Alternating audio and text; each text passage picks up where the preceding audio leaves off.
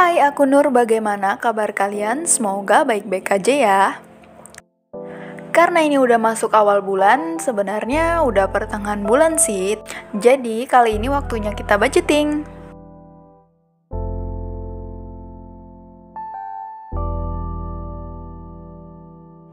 Mungkin banyak di antara kalian yang udah lihat judul dan heran atau mungkin bertanya-tanya, emang benar living cost aku sebulan cuma 500.000?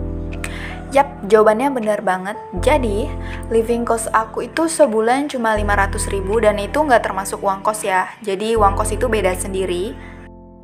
Emangnya cukup sebulan cuma 500.000?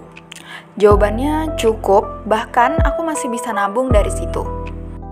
Sebenarnya kalau dibilang 500.000 itu nggak dikit-dikit banget kok. Itu semua tergantung dari perspektif kita, sudut pandang kita, atau bagaimana cara kita mengatur keuangan tersebut agar dapat memenuhi kebutuhan kita. Jadi kalau misalkan kebutuhan kalian itu besar, mungkin 500.000 itu bisa saja tidak cukup untuk memenuhi kebutuhan kalian.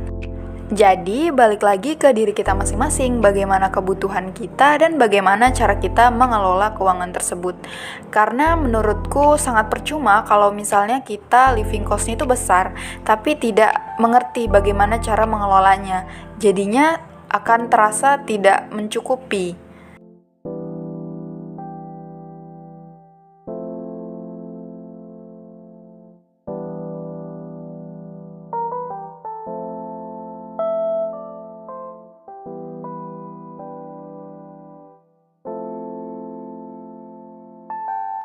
Oke, sekarang kita lanjut ke budgetingnya. Sebenarnya budgeting bulan November ini tidak berbeda jauh dengan budgeting di bulan Oktober. Yang membedakan di sini adalah aku akan menambahkan beberapa elemen dan juga aku akan memperinci pengeluaran groceryku. Karena kalau kita lihat dari bulan lalu itu aku hanya menuliskan secara umum saja tanpa merincikannya.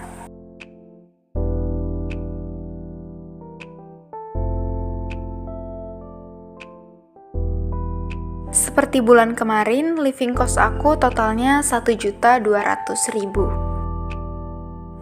Nah, dari 1.200.000 ini aku sisihkan untuk membayar uang kos sebesar 700.000. Kemudian, sisa 500.000 ini akan aku gunakan sebagai biaya hidup untuk memenuhi kebutuhanku sehari-hari. Kemudian, 500.000 tadi akan aku bagi ke dalam 3 pos.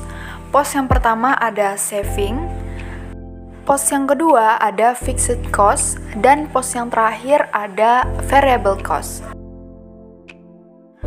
Di pos yang pertama yaitu pos saving, di sini aku menambahkan beberapa pengeluaran baru. Yang pertama itu ada sedekah dan juga dana darurat. Nah, kenapa aku memasukkan sedekah dan dana darurat ke dalam saving? Yang pertama, sedekah itu menurutku merupakan tabungan untukku di akhirat nanti. Kemudian dana darurat ini penting sekali karena ini untuk uang jaga-jaga. Misalnya ketika ada sesuatu hal yang tidak diinginkan terjadi, dana darurat ini bisa menutupi kejadian atau sesuatu yang tidak diinginkan tersebut. Contohnya nih, suatu ketika handphone yang aku gunakan itu rusak dan kemudian aku belum ada uang untuk membelinya. Nah, syukurnya ada dana darurat, jadi aku bisa menggunakan dana darurat tersebut untuk membeli handphone yang baru. Nah, untuk sedekah sendiri aku hanya menaruh sebesar Rp10.000. Kemudian dana darurat sebesar Rp20.000 dan tabungan seperti biasa aku menaruh Rp50.000. Selanjutnya untuk pos fixed cost, di sini seperti biasa aku menaruh 2 pengeluaran. Yang pertama itu ada uang kos sebesar Rp700.000 dan juga uang kas sebesar Rp20.000.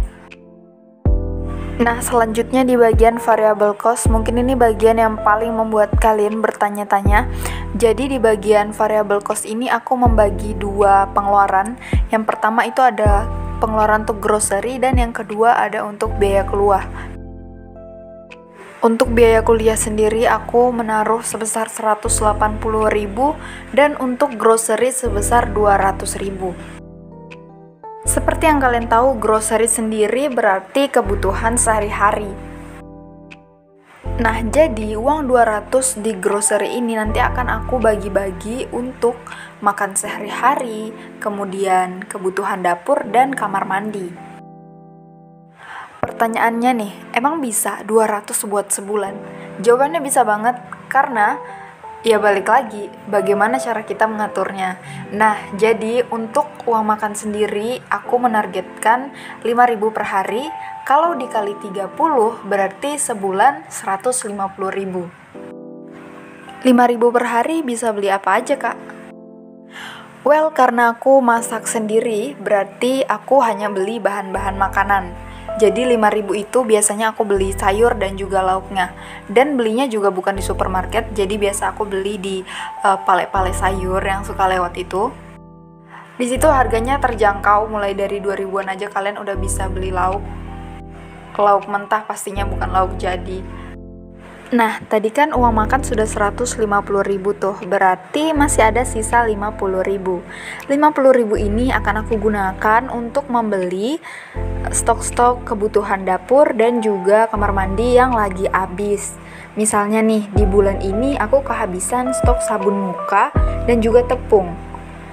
Kemudian aku juga menaruh pengeluaran untuk membeli air minum. Terus Kak, gimana kalau misalnya semua stok yang ada di dapur sama di kamar mandi habis?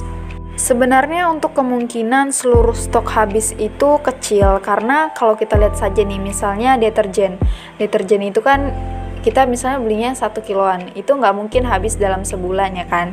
Nah, tapi kalau misalkan memang semua stok itu habis, kalian bisa gunakan dana darurat untuk membelinya. Jadi kalian nggak perlu khawatir karena sudah ada dana darurat. Oke, sekarang waktunya kita total semuanya. Mulai dari saving, fixed cost hingga variable cost. Nah, udah dapat nih, totalnya 1.180.000. Masih ada ekstra 20.000. Nah, 20.000 ini bisa kalian gunakan untuk jajan. Kalau aku pribadi biasanya aku jajan yang seperti biskuit-biskuit atau roti-roti biar lebih kenyang. Seperti biasa, prinsip anak kos, yang penting kenyang.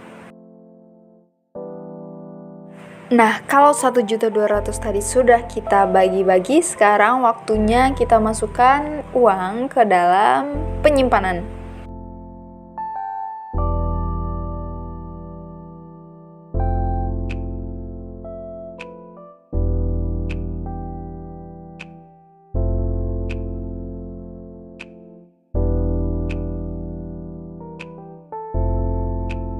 Dan ini kalian bisa lihat uang biaya kuliah aku masih tersisa 120.000.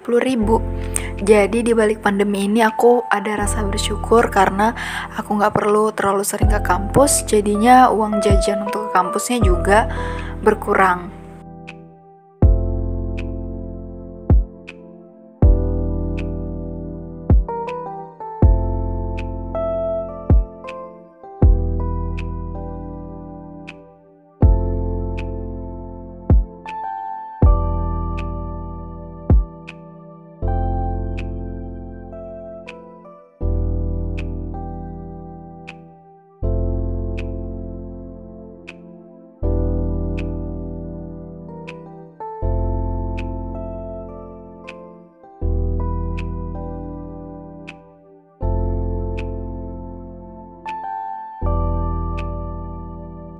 Buat kalian yang mau nonton video budgetingku di bulan Oktober, kalian bisa lihat itu ada di sebelah kanan atas. Kalian bisa klik itu.